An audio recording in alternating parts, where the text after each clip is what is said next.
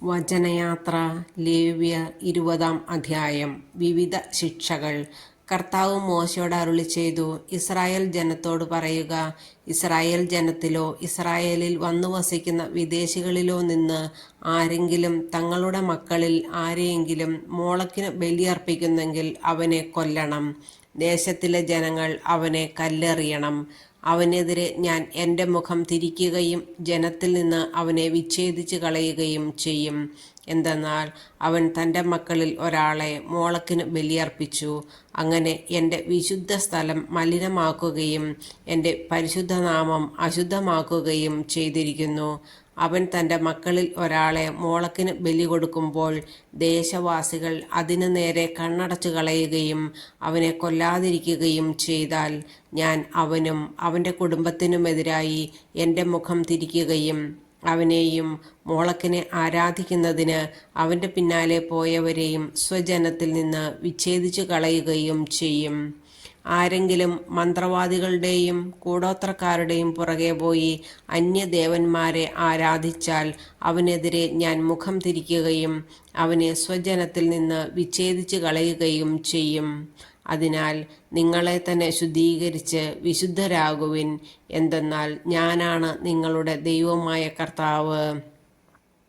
എൻ്റെ പ്രമാണങ്ങൾ പാലിക്കുകയും അവയനുസരിച്ച് പ്രവർത്തിക്കുകയും ചെയ്യുവിൻ. എന്തെന്നാൽ ഞാനാണ് നിങ്ങളെ വിശുദ്ധീകരിക്കുന്ന കർത്താവ്. പിതാവിനെയോ മാതാവിനെയോ ശപിക്കുന്നവനെ വധിക്കണം. പിതാവിനെയോ മാതാവിനെയോ ശപിച്ചതിനാൽ അവൻ്റെ രക്തം അവൻ്റെ മേൽ തന്നെ പതിക്കട്ടെ. ഒരുവൻ അയൽക്കാരൻ്റെ ഭാര്യയുമായി വ്യഭിചാരം ചെയ്താൽ അവനും അവളും മരണശിക്ഷ അനുഭവിക്കണം. പിതാവിൻ്റെ ഭാര്യയോടുകൂടെ ശയിക്കുന്നവൻ പിതാവിൻ്റെ തന്നെ നഗ്നത അനാവൃതമാക്കിയിരിക്കുന്നു. രണ്ടുപേർക്കും വധശിക്ഷ നൽകണം.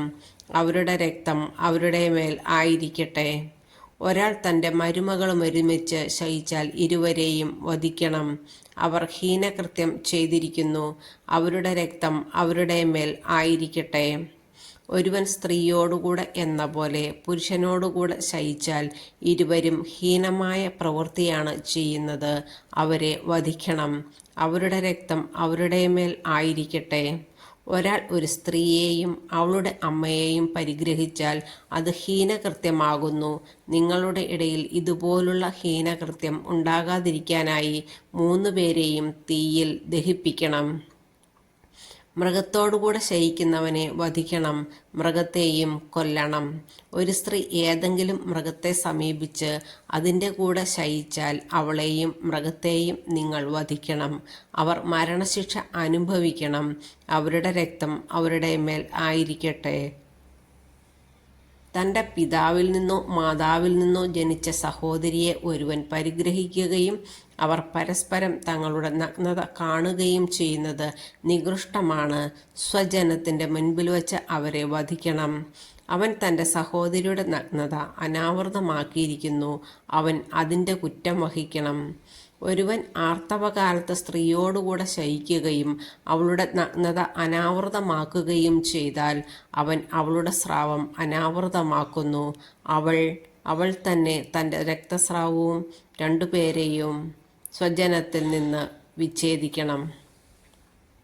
മാതൃ സഹോദരിയുടെയോ പിതൃ സഹോദരിയുടെയോ നഗ്നത അനാവൃതമാക്കരുത്. എന്തെന്നാൽ അത് സ്വന്തം ചാർച്ചക്കാരുടെ തന്നെ നഗ്നത അനാവൃതമാക്കലാണ്. അവർ തങ്ങളുടെ കുറ്റം വഹിക്കണം. പിതൃവ്യൻ്റെ ഭാര്യയുമായി ശയിക്കുന്നവൻ പിതാവിൻ്റെ നഗ്നത അനാവൃതമാക്കുന്നു. അവരുടെ പാപം അവർ വഹിക്കണം. അവർ മക്കളില്ലാതെ മരിക്കണം. സഹോദര ഭാര്യയെ പരിഗ്രഹിക്കുന്നത് അവിശുദ്ധമാണ്. അവൻ തൻ്റെ സഹോദരൻ്റെ നഗ്നത തന്നെയാണ് അനാവൃതമാക്കുന്നത്. അവർക്ക് സന്താനങ്ങൾ ഉണ്ടാകരുത്.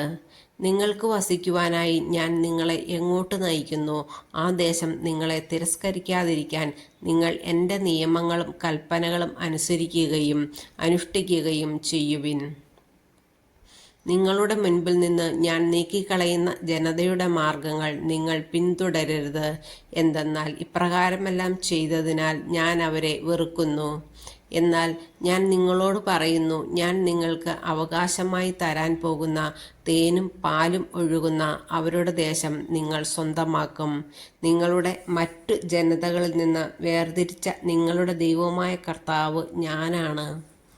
അതുകൊണ്ട് നിങ്ങൾ ശുദ്ധവും അശുദ്ധവുമായ മൃഗങ്ങളെയും ശുദ്ധവും അശുദ്ധവുമായ പക്ഷികളെയും വേർതിരിക്കണം.